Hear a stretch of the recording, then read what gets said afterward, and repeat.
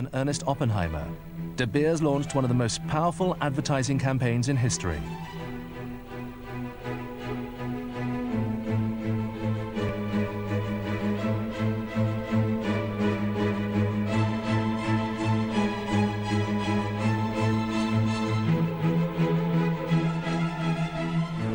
The words were simple but convincing. His genius was in coming up with the advertising campaign that made a diamond synonymous with human love, and in particular, the rite of marriage and engagement. Because he rightly concluded that he could get people to pay quite a bit of their percentage of their income to buy a diamond in order to pledge their love. De Beers managed its monopoly through the Central Selling Organization, now known as the Diamond Trading Company. Its London headquarters became the final destination for every diamond De Beers mined or bought on the open market.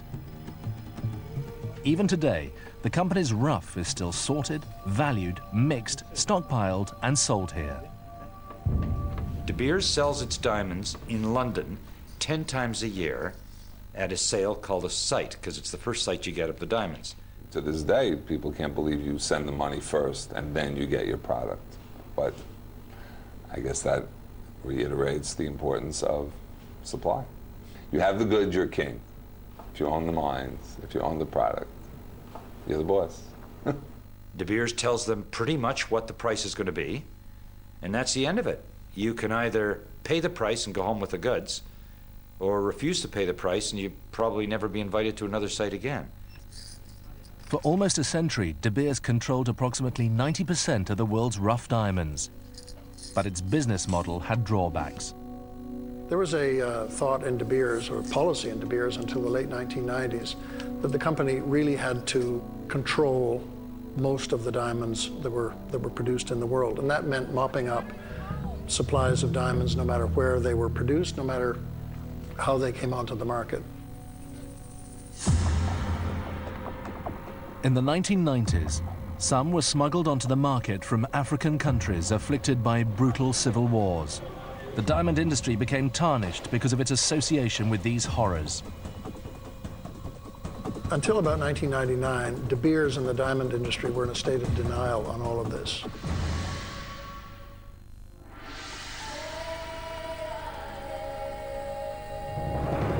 Approximately 60% of the world's rough diamonds come from Africa.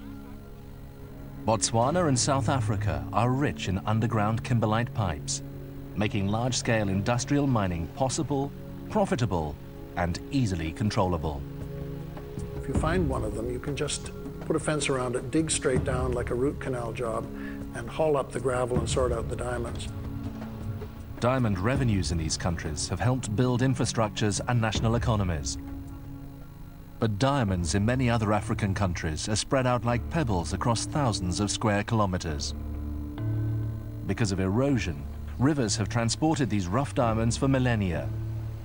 Alluvial deposits have brought little national benefit because they are usually mined by individuals. You don't need big companies, you don't need big equipment. They're easy to get at, and they're easy to get at for rebel armies. Alluvial deposits are prevalent in Sierra Leone, the Democratic Republic of the Congo, and Angola, the country where conflict diamonds first came to the world's attention. It's got everything, offshore oil, it's got diamonds, it has all kinds of resources, and it's just a sad, dismal tale of human greed and of the most revolting conditions of exploitation.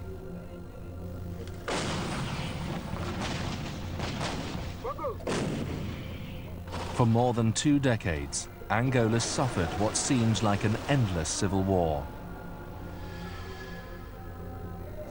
It began in 1975, when colonial power Portugal granted Angola independence. The Soviet-backed MPLA, the Popular Movement for the Liberation of Angola, controlled the government from the capital of Luanda. A rival rebel army called UNITA, the National Union for the Total Independence of Angola, was led by Jonas Savimbi and supported by the United States. after the Cold War ended, superpower aid dwindled and left both sides stripped of money and arms. But Angola had natural resources for the taking. The government relied on oil. UNITA turned to diamonds. At the beginning of the 90s, they needed money for arms, and so they strategically decided to take over the diamond mines in northern Angola. In 1992, UNITA rebels seized 60 to 70% of Angola's diamond mines. The war was funded in one part by the sale of diamonds extracted by people often in conditions of enslavement. Diamond revenue bankrolled UNITA's war machine. Fierce battles were waged between the rebels and government forces. Civilians were often caught in the crossfire. Close to 1 million people lost their lives in the conflict in Angola unnecessarily.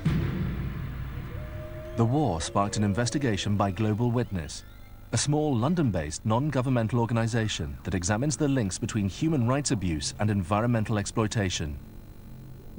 Angolan diamonds are some of the best diamonds in the world. 80% of Angola's diamonds are gem quality. These are the diamonds that everybody wants, and that was one of the main problems for Angola, and one of the blessings for UNITA. UNITA had little trouble finding buyers for its illicit stones. UNITA had a very sophisticated sales system in place. Diamond dealers from all over the diamond dealing world would come to UNITA. They would even form joint mining partnerships. Those diamonds went straight into the market in Antwerp, and they got an enormous amount of money for them. $3.7 billion worth of diamonds from Angola went through UNITA's hands during the 1990s. Not all transactions involved cash. Arms dealers peddled old weapon stockpiles from Bulgaria and other Eastern European countries. Arms dealers would fly in and would directly negotiate arms for diamonds. They would bring their diamond evaluator with them, and there would be no cash. This was simply a diamond for arms transaction. Somebody would fly a tank down to Angola in a Russian IL-76 and land it on a little bush strip that couldn't be picked up by satellite at night. Down goes the back, up into the light goes a guy with a sack of diamonds representing Jonas Savimbi. Some little guy sits down with a table, paws through the sample, decides what they're worth, off goes the tank. It's the AK-47 that was prevalent in Angola in many of the conflicts in Africa, but also sophisticated weaponry systems. But at one stage, UNITA even had MiG planes, and all these were, funded partially by diamonds. Despite a 1994 UN-brokered peace agreement that promised a national unity government, hostilities continued. Then, in 1998, the UN Security Council imposed sanctions which banned the export and trade of Angolan diamonds not certified by its government. It was a total failure. There was no attempt to implement it. Even the Angolan government, who was at war with UNITA, accepted diamonds from UNITA areas and exported them as their own. At the end of 1998, Global Witness released the findings of its conflict diamond investigation in an exposé called A Rough Trade. The reaction that Global Witness received from the publication of our report in '98 was explosive. Nobody understood what was really happening, the impact of these diamonds being sold so openly, so easily, in exchange for millions of dollars. Really, for us, it was horrific that consumers were basically funding the war in Angola, and we felt that was unacceptable. The report was a damning indictment to the diamond industry. Its greatest criticism was leveled at the industry giant, De Beers. De Beers was very prominent in buying Angolan diamonds, and also diamonds that came from UNITA. As proof, Global Witness cited De Beers' own annual reports. From 1992 to 1997, in every annual report, they talked about their outside buying power, how strong they were on the market to buy up these diamonds that were flooding onto the market that would have threatened the price stability of the diamond trade. De Beers defended its purchase of Angolan rough. Well, first of all, De Beers, to make it absolutely clear, has never bought conflict diamonds. During the 90s, we were working in partnership with the official government in Luanda, purchasing diamonds, exporting, paying revenues, etc. They disputed the definition of conflict tied to diamonds purchased before 1998.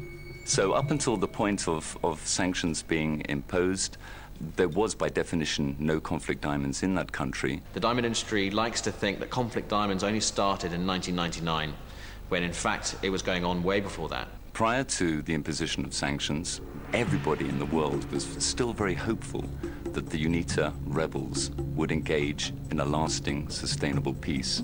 Unfortunately, in retrospect, we can see that that hope was in vain. And when it was recognized that the rebels in Angola were no longer going to participate in any significant way in building peace in that country, the United Nations imposed sanctions, and De Beers immediately, swiftly and effectively started working with the United Nations to ensure that those sanctions were fully implemented. In October 1999, De Beers announced plans